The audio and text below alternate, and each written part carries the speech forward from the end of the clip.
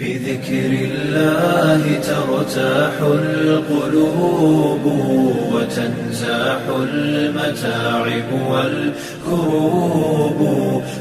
اللهم صل وسلم وبارك على سيدنا محمد صلی اللہ علیہ وسلم.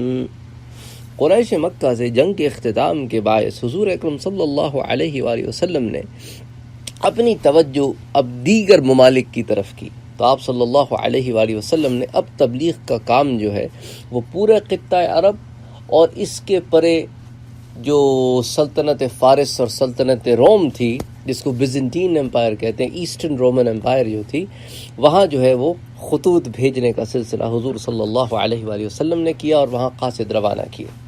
تو یہ 7واں سال تھا، محرم کا مہینہ تھا. حضور صلی اللہ علیہ وآلہ وسلم نے اپنے خط تحریر کروائے اور پھر ان کو بھیجا. تو حضور صلی اللہ علیہ وآلہ وسلم کے گرامی نامے جو صحابہ لے گئے ہیں، ان میں سے 6 کے نام میں آپ کے سامنے عرض کر دیتا ہوں. ایک تو تھے حضرت عمر بن امیہ ضمری. ان کو حضور نے حبشے کے بادشاہ نجاشی کے پاس بھیجا. اب اس کو ہم پڑھیں گے کہ یہ کون سا نجاشی تھا. اچھا، پھر دہیہ کلبی جو ہے، اس کو ہرقل یہ روم جو ہے نا، وہ ایسٹرن رومن امپائر جو ہے، جو بیزنٹین امپائر ہے، اس کے قیصر روم کو ہرقل کہتے تھے. تو ہرقل یا قیصر روم کی طرف بھیجا. تو یہ دونوں نام آپ سنیں گے، ہرقل کی طرف یا قیصر کی طرف. اسی طرح حضرت عبداللہ بن حذافہ السہمی، یہ بنو سہم سے تھے، ان کو پرویز کی طرف بھیجا. اب یہ پرویز کون؟ یہ کسرا ایران جو ہے نا، اس کا نام تھا پرویز بن ہرمز بن نوشیروان. یہ کسرا تھا، کسرا ٹائٹل تھا ایران کے بادشاہوں کا، ان کی طرف بھیجا. اچھا، حاطب ابن ابی بلتع، ان کو اسکندریہ بھیجا. کس کی طرف؟ اسکندریہ جو ہے الیگزینڈریا، مصر کا ایک شہر ہے جہاں پہ آج موجودہ مصر ہے. تو وہاں پر جو بادشاہ ہوا کرتے تھے ان کو مقوقس کہتے تھے. تو اسکندریہ بھیجا تاکہ وہ مقوقس یعنی شاہ مصر سے ملیں اور ان کو حضور کا خط دیں. اچھا، اسی طرح سلیت بن عمر، ان کو حوزہ بن علی الحنفی کی طرف بھیجا. اسی طرح شجاع بن وہب، ان کو نصارہ عرب کے سردار حارث بن ابی شمر الغسانی کی طرف بھیجا. پھر حضرت عمر ابن عاص کو آپ نے عمان وغیرہ کی طرف بھیجا. پھر آپ نے بحرین وغیرہ کی طرف بھیجا. تو بہرحال کئی خطوط حضور صلی اللہ علیہ وآلہ وسلم نے مختلف ڈائریکشنز میں کئی مکاتیب بھیجے ہیں. بہرحال باضابطہ علماء کرام نے حضور کے خطوط جمع کیے ہیں. ایسی کتابیں بھی موجود ہیں جس میں صرف حضور کے خطوط ہیں، اور تمام خطوط ہیں جو حضور نے لکھے، جو اس کا جواب آیا، اور ہر موقع پہ جو خطوط لکھے وہ تمام اس میں جمع ہے. تو اب ہم نے کچھ خطوط تو پہلے ڈسکس کیے تھے، لیکن باضابطہ شاہان عالم کو جو حضور کی دعوت ہے اس کی طرف آئیں گے. تو حضور اکرم صلی اللہ علیہ وآلہ وسلم نے اس کا باضابطہ انتظام کیا.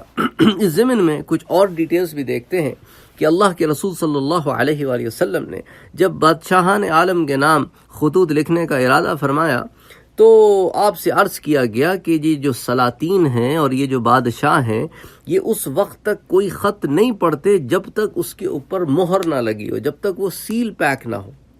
اور اس زمانے میں سیل ہوتی تھی، تو خط کو جب بند کرتے نا ہم، تو اس کو گلو پہ بند کر دیتے نا، وہ گلو کے اوپر ایک سیل ہوتی تھی. تو وہ سیل کو بریک کرتا تھا بادشاہ، تو پتہ ہوتا تھا کہ یہ خط ویسی ہی ہے جیسا کہ کسی بادشاہ نے بھیجا ہے، اس کو بیچ میں کسی نے ٹیمپر نہیں کیا. اور جو سیل ہوتی تھی وہ صرف بادشاہوں کے پاس ہوتی تھی یا کسی خاص آدمی کے پاس ہوتی تھی، اور اس کو بڑی حفاظت سے رکھا جاتا تھا.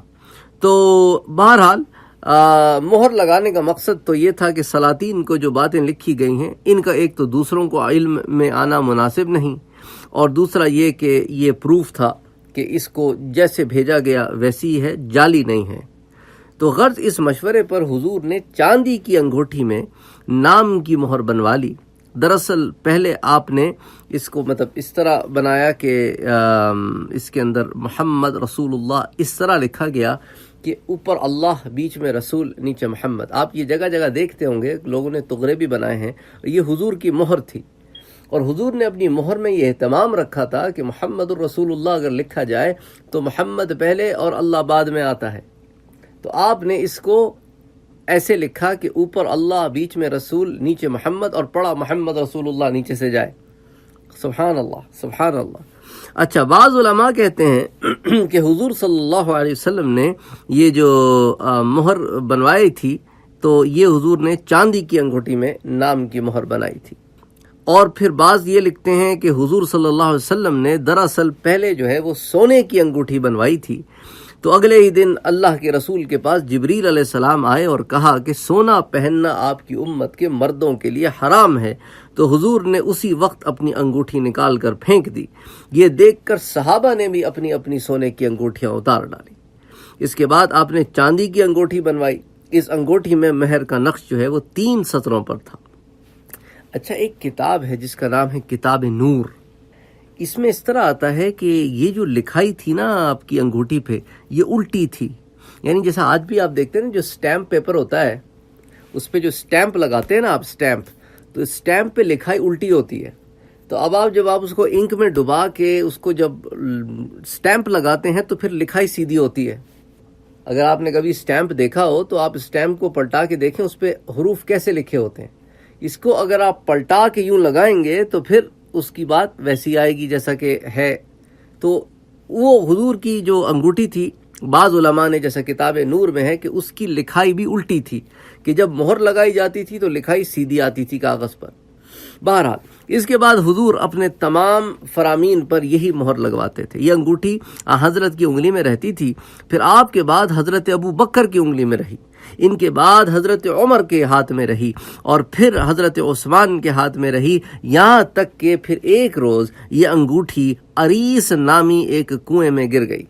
یہ اسی سال کی بات ہے جس سال حضرت عثمان کی شہادت ہوئی۔ لوگوں نے 3 دن تک اس کنویں میں تلاش کیا مگر نہیں ملی۔ اللہ کی مرضی، اللہ نہیں چاہتے تھے کہ یہ انگوٹھی حضرت عثمان کے بعد رہے۔ اچھا، پھر کہا جاتا ہے کہ یہ انگوٹھی جو پہلے حضرت کے ہاتھ میں رہی، پھر حضرت ابو بکر کے، پھر حضرت عمر کے، پھر اس حضرت عثمان کے ہاتھ میں رہی، اصل میں بعض علماء کہتے ہیں کہ یہ چاندی کی نہیں، یہ لوہے کی تھی، اور اس پہ چاندی کا پانی پھرا ہوا تھا۔ اور یہ وہی انگوٹھی تھی جو حضور نے حضرت خالد ابن سعید کے ہاتھ میں دیکھی تھی۔ آپ نے ان سے پوچھا کہ اس کی مہر کا کیا نقش ہے؟ انہوں نے بتایا کہ اس پر محمد رسول اللہ نقش ہے۔ آپ نے فرمایا یہ اتار کر مجھے دے دو۔ چنانچہ اس طرح یہ انگوٹھی حضور کے پاس پہنچی اور آپ نے اس کو اپنی انگلی میں پہن لیا۔ پھر یہ حضرت ابو بکر کے ہاتھ میں آئی، اور پھر باقی ترتیب ویسی ہے۔ تو ایک روایت میں یوں بھی آتا ہے، حضرت انس سے روایت ہے کہ اللہ کے رسول ایک چاندی کی مہردار انگوٹھی پہنتے رہے جس کا نگینہ حبشی تھا، کیونکہ یہ حبشہ سے ہی لایا جاتا تھا۔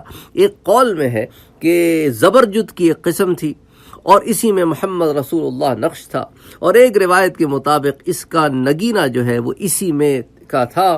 اس قول کے مطابق اس کا نگینہ پھر عقیق پتھر کا ہوگا، اچھا، جو ایک قیمتی پتھر ہوتا ہے۔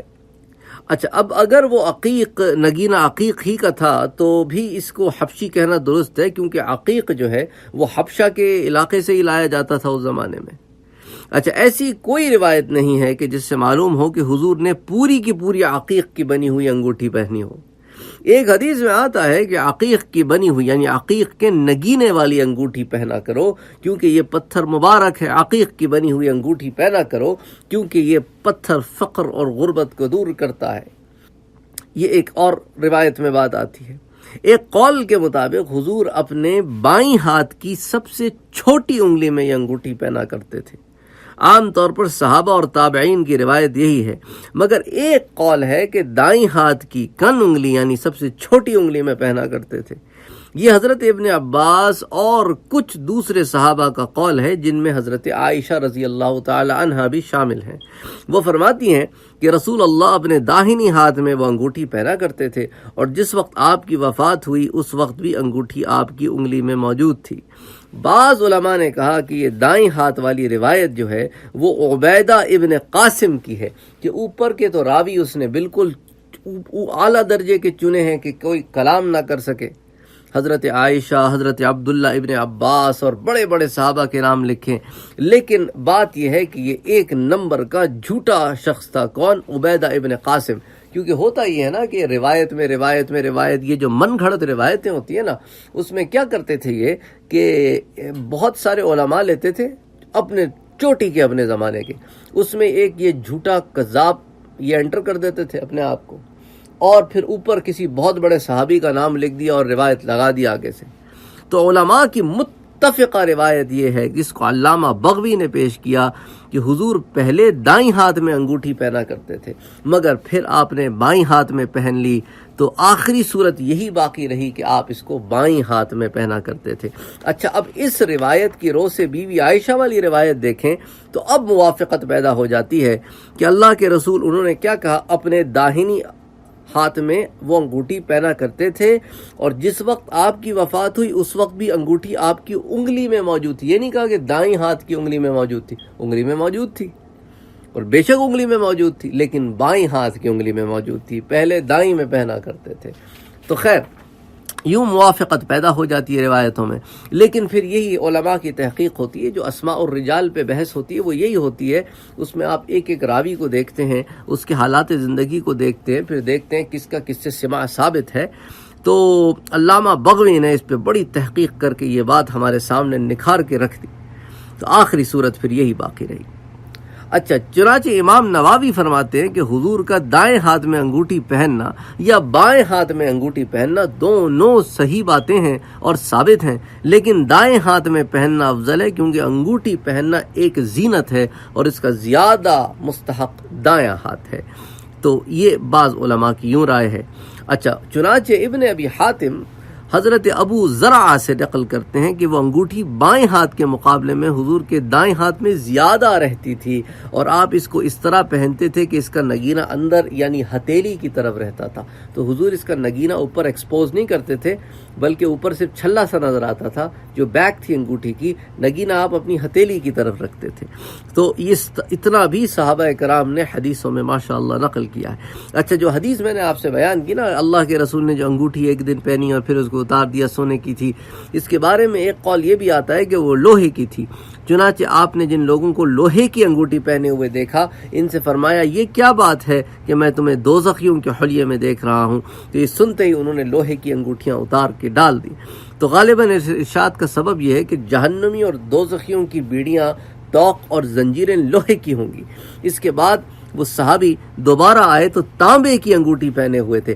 آپ نے دیکھ کر فرمایا یہ کیا بات ہے کہ مجھے تم میں سے بتوں کی سی بو آ رہی ہے۔ اس ارشاد کا سبب یہ تھا کہ اکثر بت تانبے اور کانسی کے بنے ہوئے ہوتے ہیں۔ غرض اس کے بعد یہ صحابی سونے کی انگوٹھی پہن کر آئے تو آپ نے دیکھ کر فرمایا یہ کیا بات ہے کہ میں جنتیوں کے حلیے میں دیکھ رہا ہوں۔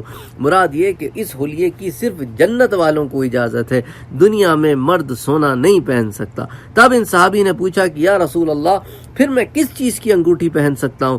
آپ نے فرمایا کہ سونے کے پانی کی، مگر ایک مسقال کے برابر نہ ہو، یعنی اس کا وزن ایک مسقال کے برابر نہ ہو۔ مگر ابو داؤد کی روایت میں یوں ہے کہ نہ اس کا وزن ایک مسقال کے برابر ہو، نہ اس کی قیمت ایک مسقال کے برابر ہو۔ اس سے معلوم ہوا کہ انگوٹھی اگر وزن میں ایک مسقال سے کم ہی ہو لیکن بناوٹ کی وجہ سے قیمت میں ایک مسقال کے برابر ہو تو وہ بھی ناجائز ہے۔ ایک حدیث میں آتا ہے کہ اللہ کے رسول اس ہاتھ کو پاک، اللہ تعالیٰ اس ہاتھ کو پاک نہیں کرتا جس میں لوہے کی انگوٹھی ہو۔ اس حدیث سے لوہے کی انگوٹھی پہننے کی کراہت ثابت ہوتی ہے۔ تو جب اللہ کے رسول نے بہرحال تفصیل اس کی بہت زیادہ ہے، تو حضور صلی اللہ علیہ وسلم نے بہرحال چاندی کی انگوٹھی پہنی اور اس کے اندر مہر لگائی۔ تو جب اللہ کے رسول نے شاہان عالم کے نام خطوط لکھنے کا ارادہ فرما لیا، صحابہ سے بھی اس بارے میں بات کر لی، اور صحابہ نے آپ کو یہ بات بتائی کہ ہم اس کو حضور صلی اللہ علیہ وسلم اگر ان خطوط کو اوپر مہر لگائیں تو اس طرح سلاطین جو ہے وہ خط وصول کرتے ہیں۔ تو صحابہ سے بھی اس بارے میں بات کر لی۔ تو ایک روز آپ اپنے صحابہ کے سامنے تشریف لائے اور فرمایا، لوگوں، اللہ نے مجھے رحمت بنا کر اور تمام ہی انسانوں کے لیے بھیجا ہے، اس لیے تم لوگ اس پیغام کو میری طرف سے پہنچاؤ۔ تم لوگ میرے بارے میں اس طرح اختلاف مت کرنا جیسا عیسیٰ ابن مریم کے بارے میں ان کے حواریوں نے اختلاف کیا تھا۔ تو صحابہ کرام نے عرض کیا کہ یا رسول اللہ، عیسیٰ ابن مریم کے معاملے میں حواریوں نے کیا اختلاف کیا تھا؟ حضور نے ارشاد فرمایا، انہوں نے بھی اپنے حواریوں کو اسی جیسے کام کے لیے دعوت دی تھی جیسے میں تمہیں دعوت دے رہا ہوں۔ چنانچہ جسے انہوں نے قریب کی جگہ بھیجا وہ تو راضی ہو کر مان گیا، لیکن جسے انہوں نے کسی دور کی جگہ بھیجا اسے ناگواری ہوئی اور اس نے انکار کر دیا۔ حضرت عیسیٰ علیہ السلام نے اپنے پروردگار سے اس کی فریاد کی، جس کے نتیجے میں اگلے روز ان میں سے ہر شخص اسی قوم کی زبان میں باتیں کرنے لگا جس کی طرف اسے بھیجنا طے کیا گیا تھا۔